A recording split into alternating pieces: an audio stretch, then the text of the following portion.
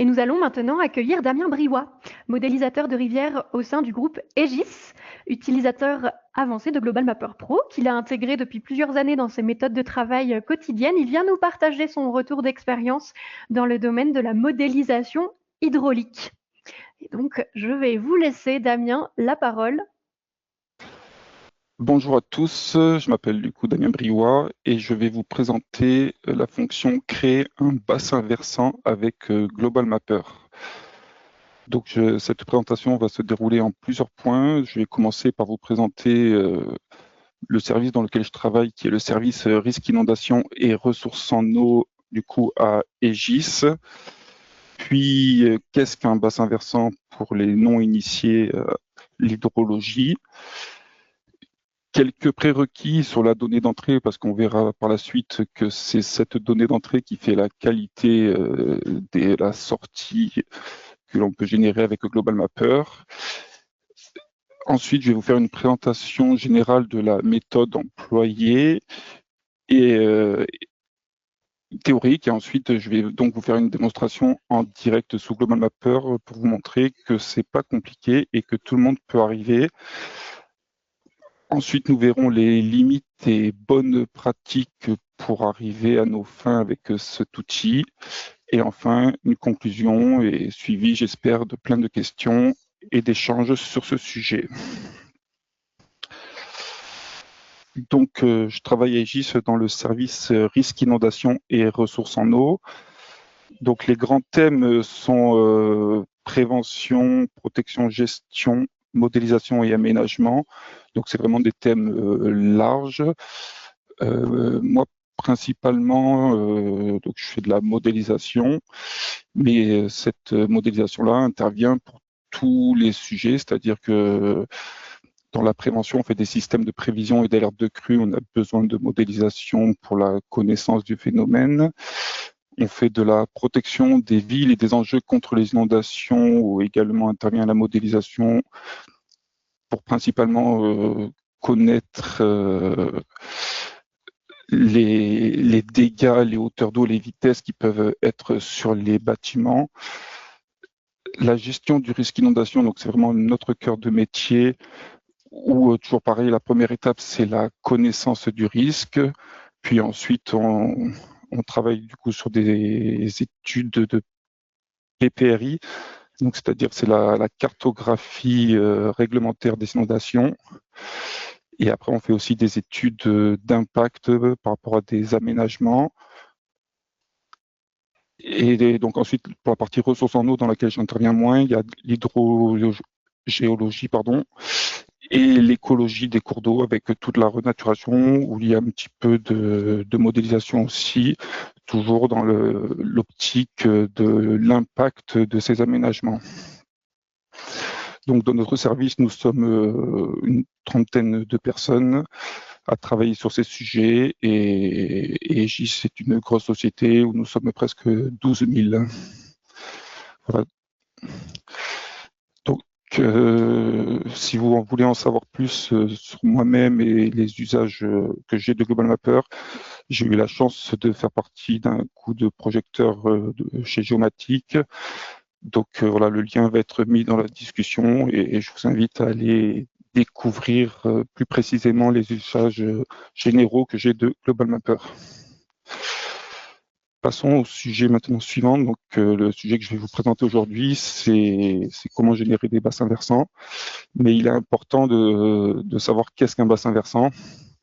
Donc un bassin versant, c'est une surface où toutes les eaux convergent vers un même point. Donc on voit bien sur l'image là où le trait bleu représente du coup le cours d'eau généré par une emprise qui est les têtes, les crêtes des montagnes qui vont jusqu'à l'exutoire. Donc ça, c'est un bassin versant général. Son analyse va reposer sur le modèle numérique de terrain qu'on appelle MNT. Donc c'est la qualité de ce MNT là qui va principalement faire la qualité du tracé de ce bassin versant, parce que c'est une analyse mathématique du coup qui est basée sur chaque pixel du modèle numérique de terrain que l'on va mettre en dessous.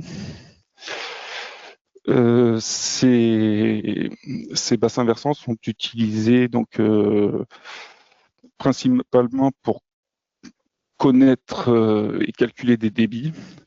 Et ensuite, du coup, ces bassins versants sont utilisés dans la gestion des eaux pluviales, où chaque plaque d'égout va représenter par exemple un petit sous-bassin versant qui va s'injecter dans les grilles, tout ça. Dans les études hydrauliques, donc en conditions limites amont, on fait des bassins versants pour calculer les débits à injecter dans des modèles plus petits, même si de plus en plus on fait des modèles à l'échelle des bassins versants, donc qui recoupent la totalité de la surface de ceux-ci. Et on les utilise donc dans toutes les études du risque inondation, de la prévention des inondations. Donc c'est vraiment quelque chose que l'on est amené à faire dans toutes les études d'hydrologie, qui sont souvent en amont d'études hydrauliques. Et donc pour ma part, je les génère avec Global Mapper, et c'est ça que je vais vous présenter aujourd'hui. Et ensuite, donc, on récupère tout le SIG généré et on l'injecte dans nos modèles hydrologiques pour principalement calculer des débits une fois qu'ils sont croisés avec l'occupation du sol. Passons à la donnée d'entrée, qui est vraiment du coup celle qui va faire la qualité de la génération de ces bassins versants. Donc c'est pour ça que je dis la qualité du MNT, et ça a un impact directement sur les résultats. Donc on a la chance aujourd'hui d'avoir des lidars haute précision, donc on appelle le lidar HD, sur presque la totalité de la France à l'heure actuelle. Et demain, on l'aura sur la totalité de la France. Il reste quelques départements et quelques dalles manquantes encore.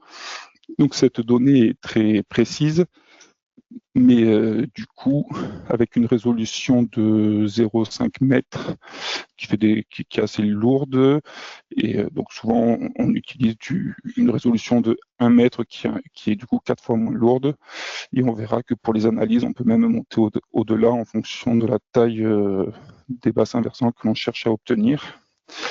Mais du coup, ces modèles numériques de terrain sont surfaciques, donc ils ne prennent pas tout ce qui est sous la terre. Donc typiquement, il faut faire attention à tout ce qui est artefact au remblai. Donc j'ai mis ici l'exemple d'un remblai ferroviaire qui traverse un cours d'eau. On n'a pas du coup l'ouvrage qui traverse, donc ça peut être des éléments bloquants pour les analyses. On verra comment les contourner par la suite. Et après, il peut y avoir aussi des artefacts là qu'on aperçoit qui sont tout simplement des interpolations là où la donnée ne nous intéresse pas, c'est-à-dire c'est de la haute végétation, c'est des habitations, ou c'est des choses que l'on enlève, qui créent des interpolations, et donc ce qu'on appelle nous des artefacts. Donc voilà, et ensuite tous les résultats de cette analyse des bassins versants dépendent de la donnée d'entrée, donc il ne faut pas hésiter à la modifier ou à l'améliorer pour arriver à ce que l'on désire, parce que on peut faire ça, hein, il suffit de cliquer sur un bouton et de faire quelques paramètres, on aura des résultats, mais ce qui est important dans toute analyse, c'est l'expertise et la validation que l'on va avoir derrière, de par la connaissance du terrain et l'objectif que l'on veut avoir de la génération de tout ça. Je vais maintenant vous présenter la méthode employée, qui est plutôt simple, hein, parce que il suffit donc d'ouvrir un modèle numérique de terrain qui prend bien en compte la surface totale de l'analyse que l'on souhaite faire. Donc une fois qu'on a ouvert le MNT, on clique sur le bouton créer un versant, donc avec la description, permet d'effectuer une analyse de bassin versant à partir de données de terrain chargées pour déterminer les voies d'écoulement, ainsi que pour délimiter les zones de bassin hydrographique drainées au sein d'un tronçon donné. Donc on verra qu'il y a plusieurs paramétrages possibles et des options diverses pour affiner, améliorer l'analyse que l'on veut faire, et ensuite il suffit de cliquer sur le lancement de l'analyse et apparaît cette fenêtre Calculating Watershed. Ça peut être très long sur des grosses analyses précises, mais c'est plutôt rapide sur la plupart des analyses. On verra que si ça part pour 4 jours d'analyse, c'est certainement qu'on s'est trompé dans les paramètres des options que l'on va voir sur le slide suivant. Donc voilà la fenêtre qui s'ouvre et qui permet de cocher les diverses options et de paramétrer du coup l'analyse qui va se lancer. Donc comme souvent, on détermine un titre qui sera le nom de la couche donnée. Ensuite, le paramétrage de seuil de ruisseau, il est par défaut sur nombre de cellules du ruisseau, donc c'est un terme qui n'est pas très parlant parce qu'on ne sait pas trop ce à quoi ça correspond, mais donc ça correspond au nombre de pixels du MNT. Donc par exemple, là, s'il est 500 et que mon MNT a 1 mètre par 1 mètre, ça va faire du 500 mètres carrés. Donc moi, je préfère utiliser la surface de drainage du ruisseau où on choisit en hectares, en kilomètres carrés, en mètres carrés directement pour qu'il n'y ait pas d'erreur et on lui rend du coup la valeur souhaitée. Ne pas tenir compte des ruisseaux de moins de... donc là, c'est pour éviter souvent les tout petits ruissellements, voilà, les tout petits BV qui pourraient être générés souvent seuls, ils ne font pas partie d'un gros bassin versant. Ensuite, il y a plein d'options pour faire des bassins versants par rapport à des lignes, par rapport à des points. Et ensuite, du coup, donc ça, c'est surtout, en tout cas pour ma part, utilisé dans le domaine du pluvial et de l'urbain. C'est-à-dire, par exemple, si on a une étude urbaine, on va importer tous les points de grille et tous les points de collecteurs et on va voir qu'est-ce que chaque point peut collecter et chaque point aura son bassin versant associé, sachant que c'est quand même une des options qui sont très sensibles et que ça reste une analyse mathématique et donc la moindre bosse ou le moindre artefact peut bloquer ces analyses-là qu'on verra par la suite. Une option qui est récente et qui est très utile, qu'on verra aussi dans la démonstration par la suite, c'est utiliser des entités vectorielles pour modifier le flux. Donc c'est cette option-là qu'on utilisera pour faire passer du coup le flux au bon endroit dans des remblais. La résolution de l'analyse va nous servir du coup pour tronquer la donnée d'entrée. Donc moi je fais souvent des analyses de 2 mètres par 2 mètres qui sont quand même beaucoup plus rapides que de faire des analyses au pas du MNT, donc 0,5 ou 1 mètre. Le résultat, du coup, fait des pixels de 2 mètres, mais à l'échelle de bassin versant, c'est très lisible et c'est aussi juste, il y a peu d'erreurs. Les puristes pourraient, en tout cas pour tester, il faut augmenter ces valeurs-là.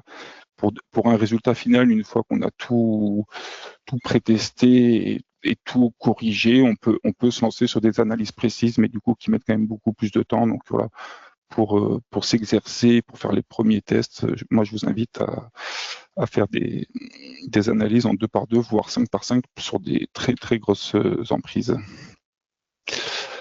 La profondeur de remplissage des dépressions. Donc ça c'est spécifier la profondeur maximum de dépression dans le données de relief qui sera rempli pour faciliter la création du réseau d'écoulement.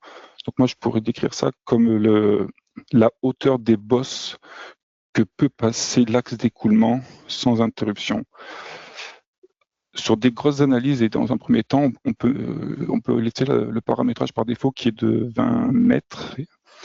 Moi, j'aime bien le baisser à 3 mètres, voire même à 2 mètres. Ça permet justement d'identifier tous les artefacts et toutes les zones de correction qu'il va falloir corriger, qu'il va falloir modifier pour arriver à avoir quelque chose de continu du haut du bassin versant jusqu'à l'exutoire. Et ensuite, les autres paramétrages, voilà, on peut modifier la symbologie et ensuite on peut également, donc ça c'est le paramétrage par défaut, hein, il ne faut pas trop le toucher, interpoler pour remplir les petits écarts de données, donc si jamais il y a des trous dans le MNT, ça peut servir.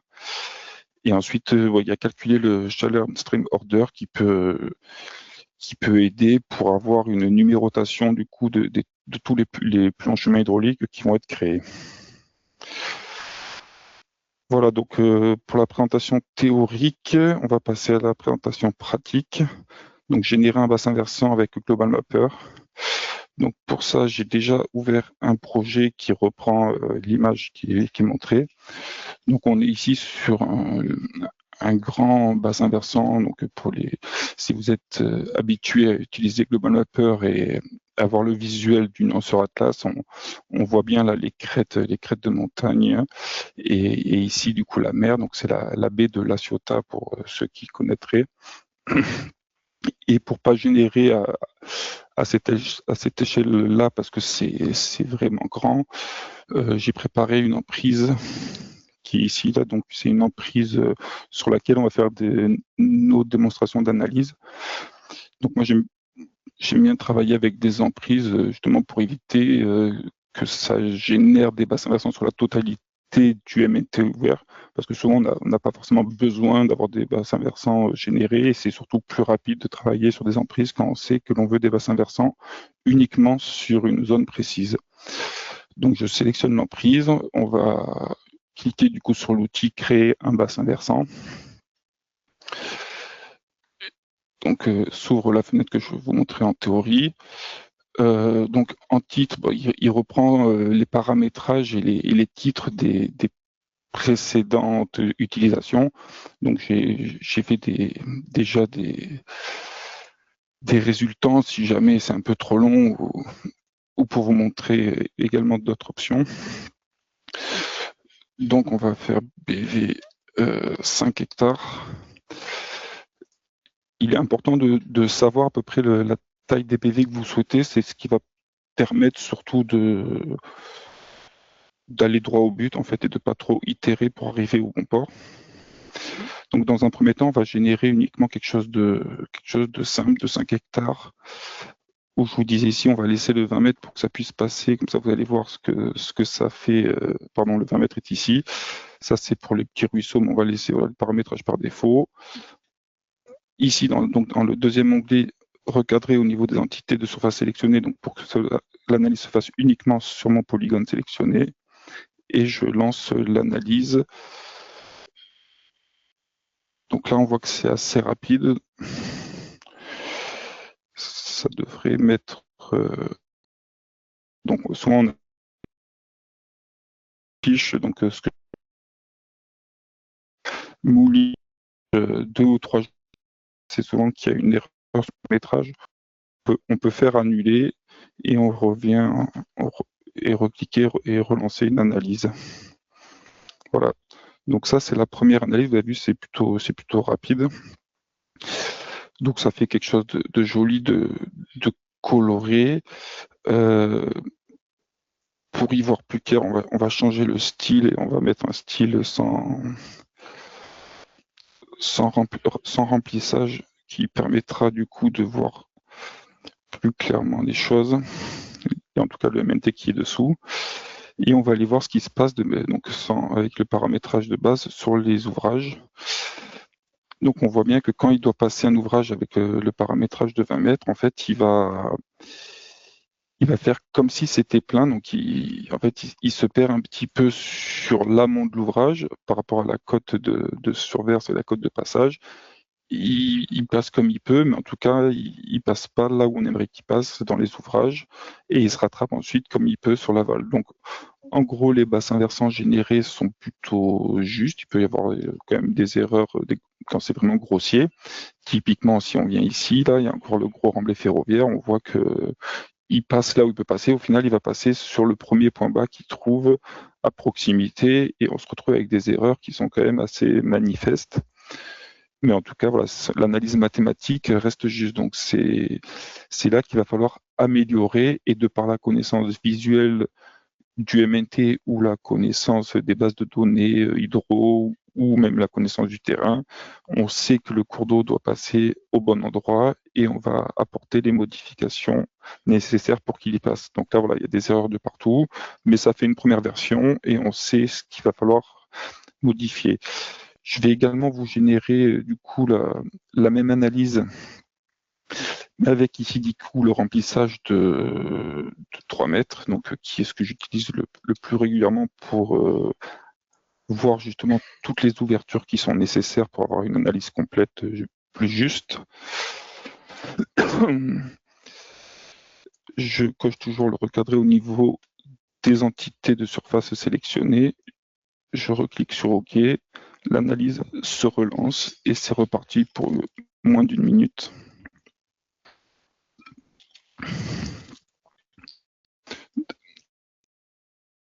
Ça va permettre de visualiser toutes les zones en fait qu'il va falloir réouvrir pour que l'on passe. En plus, je me suis trompé, vous avez vu, j'ai laissé le paramétrage ici là à 500 mètres carrés du coup.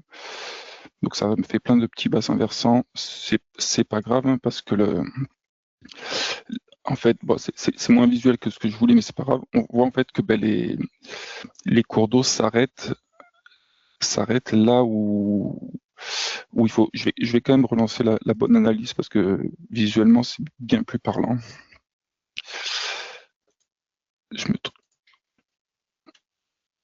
Donc c'est ici, je remets le 5 hectares, le 3 mètres, le 2 par 2, 3 mètres pour correction. Donc comme de partout, n'hésitez pas à mettre des titres avec des indications de paramétrage ou autres pour pouvoir s'y retrouver parce que une fois qu'on a 15 couches, c'est toujours bien d'avoir des bons titres.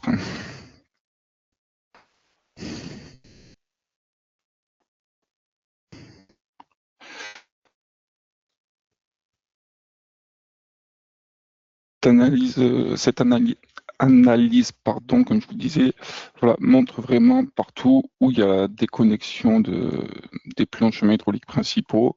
En tout cas, on va voir qu'il faut retravailler. Donc, comment retravailler de manière simple et efficace ces réouvertures? Donc, soit on a une base de données, une couche d'ouvrage, mais qui n'existe malheureusement pas à ma connaissance, sauf voilà, si c'est des conduites comme ça, mais le plus simple, ça reste de faire des analyses visuelles et d'apporter les corrections, même si elles ne sont pas exactes au niveau des emplacements des ouvrages et compagnie. L'important, c'est de réouvrir et donc de faciliter ensuite les analyses suivantes. Donc typiquement, j'ai préparé ici une couche avec toutes les ouvertures pour la bonne donnée hydro. Donc en gros, on retrouve tous les remblais. Donc la manière dont je procède, en fait, c'est que j'ai mon analyse ici et partout où c'est coupé, je prends le point, je clique droit pour terminer, je crée une couche pour ouverture comme on veut. On peut aussi l'importer. Et voilà. Et là, visuellement, en fait, je vais venir et je vais incrémenter toutes les ouvertures que je souhaite. À y être, on va jusqu'à l'aval, on va de partout. Voilà, donc là, je vous ai fait la démonstration sur ce cours d'eau-là et j'ai préparé, pour que ça soit un peu plus rapide, une couche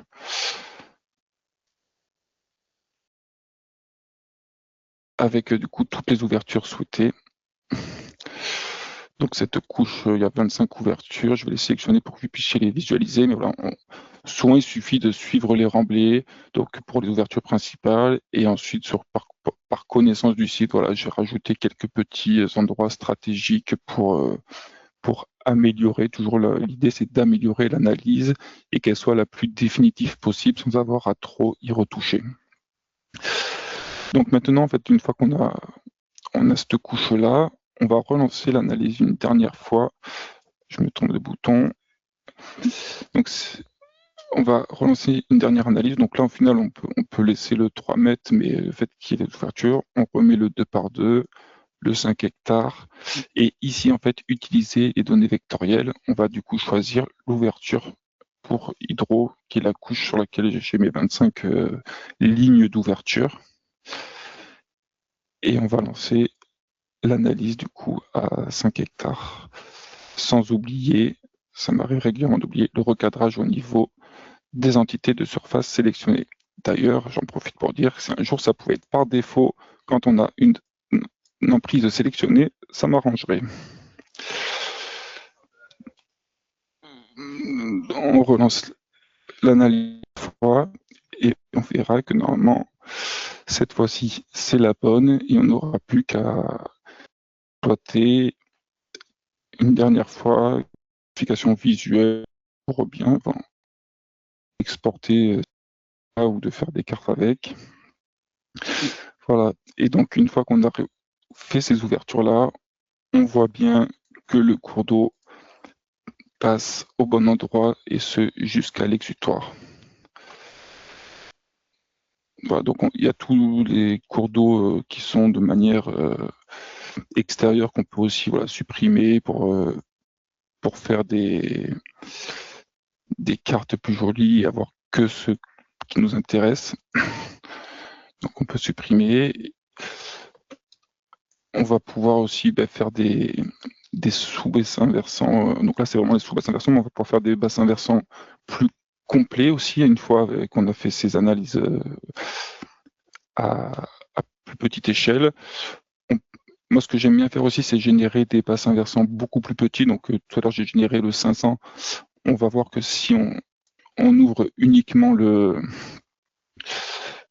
les watersheds ou justement les entités, on va avoir un réseau hydrographique bien plus précis, bien plus joli, pour des cartes. Bon, le 500, c'est peut-être un peu abusé, parce que là, pour le coup, il y a les moins de petits ruissellements, mais mais en tout cas, ça donne visuellement de suite des idées de comment ça coule et comment les cours d'eau s'incrémentent et se forment.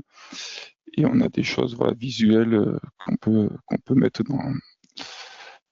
dans des cartes et directement dans le rapport.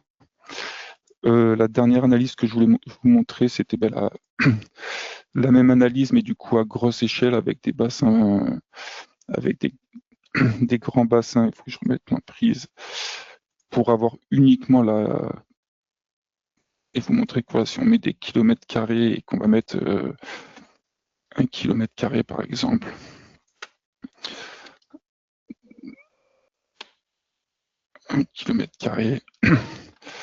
en tout cas, je vous aurais montré plein de fois. Je pense que vous maîtriserez cette étape à la fin de la démonstration. Là, on va obtenir uniquement les grands bassins versants, un découpage de. Et on verra également qu'il y a beaucoup moins de réseaux d'écoulement. Et donc voilà, j'ai pris l'habitude de faire 3 analyses intermédiaires à 5 et 10 hectares, une analyse à 1 ou 2 km² pour avoir les gros bassins versants et une analyse beaucoup plus fine pour avoir le chevelu. Parce que là, on retrouve du coup uniquement les 3 petits cours d'eau, mais il manque plein d'informations amont. Voilà pour la démonstration.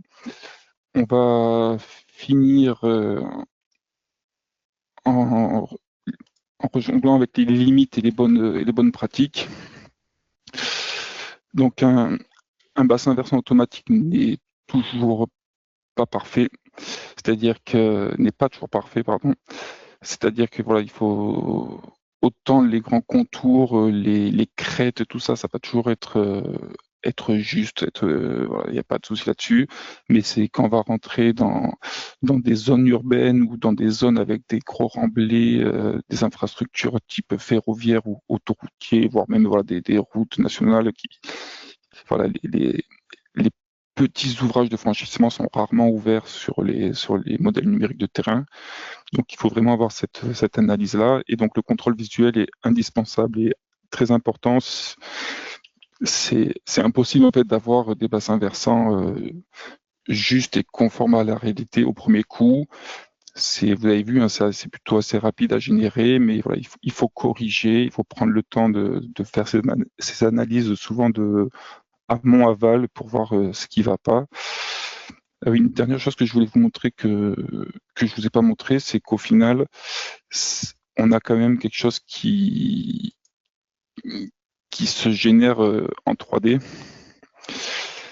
Et on voit les zones de franchissement qui sont pas 3D, mais voilà, on a quand même des profils en 3D, donc on peut ensuite faire des analyses de pente et compagnie. Et dans la dernière chose pour conclure, donc voilà, c'est vraiment une fonction rapide et puissante et que donc d'autres logiciels le font. Hein, je vais pas les citer, mais voilà, vous savez aussi bien que moi que plein de logiciels le font. Moi, je trouve que, en tout cas, j'utilise Global Mapper parce que ça le fait plutôt rapidement sur de très grandes zones. C'est très dépendant de la qualité du MNT, donc voilà, il faut connaître son secteur. C'est accessible même sans être expert en hydrologie. Il y a une vérification humaine qui est indispensable pour arriver à quelque chose de juste. Et le seul petit hic moi que je trouve à cette méthode-là, c'est que ce qu'on appelle dans les études hydrologiques, on a le plus long chemin hydraulique qui est à compléter tout de même en tête de bassin versant. Et je vais vous montrer du coup comment on fait de manière assez rapide. Donc c'est souvent des bassins versants.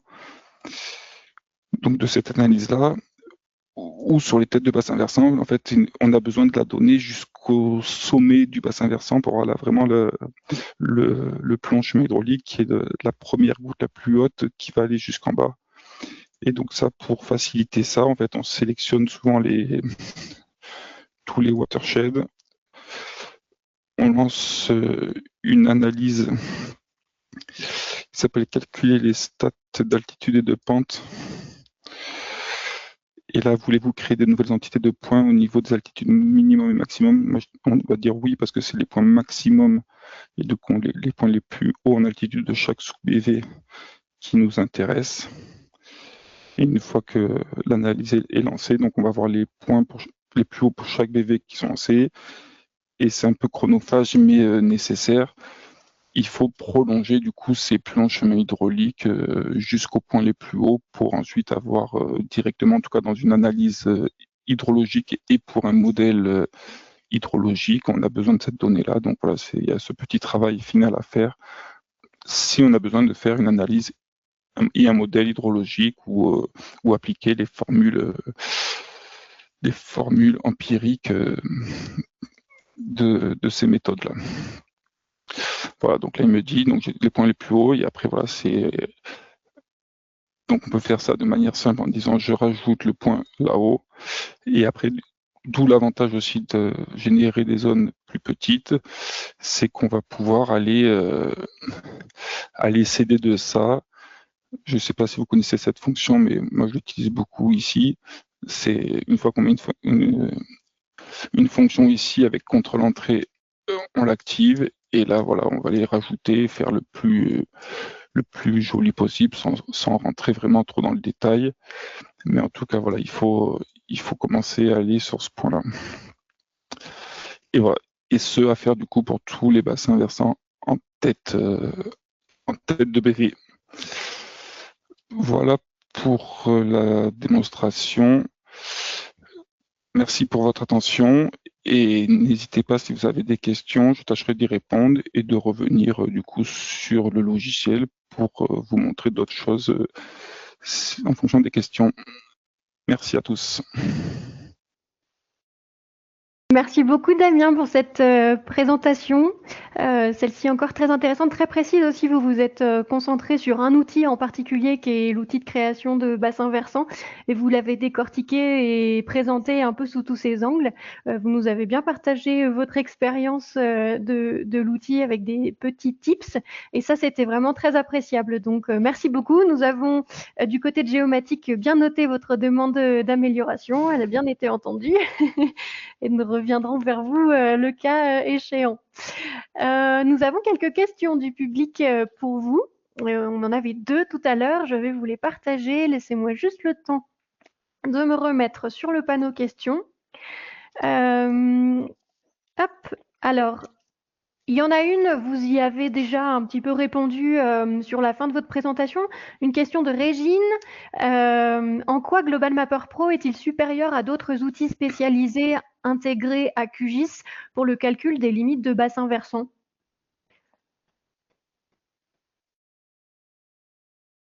C'est toujours une réponse qui est compliquée à apporter et je pense que c'est surtout des affinités.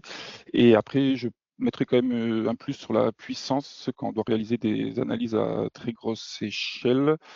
Mais voilà, après, comme je vous ai dit dans la présentation, il y a beaucoup de logiciels qui génèrent des bassins versants. Euh, Moi, je sais que voilà, la petite option pour passer au niveau des remblais, peut-être qu'elle existe sur d'autres logiciels, mais moi, je la trouve très pratique en tout cas. Et puis, rien que le visuel, en fait, le visuel du MNT, voilà, donc après, c'est une histoire aussi d'affinité, mais pour le coup, voilà, quand on a pris l'habitude de faire ça avec Global Mapper, moi, je continue à le faire et j'ai pas encore, en tout cas, trouvé de choses. Je sais voilà, qu'il y a quelques logiciels là, dont on entend parler, justement, pour faire des analyses à grosse échelle, plus précises. Mais pour Mhm. l'instant, pour avoir mis le nez dedans et comparé, quand je cherche en fait à apporter une valeur ajoutée, j'ai pas trouvé mieux pour l'instant que Global Mapper et tout ce qu'on peut apporter en direct, en modification, presque instantanée, avec une régénération derrière et du coup on apporte les corrections au fur et à mesure et on a un travail abouti au final. D'accord, merci. Damien, pour cette réponse. Une autre question de Régine.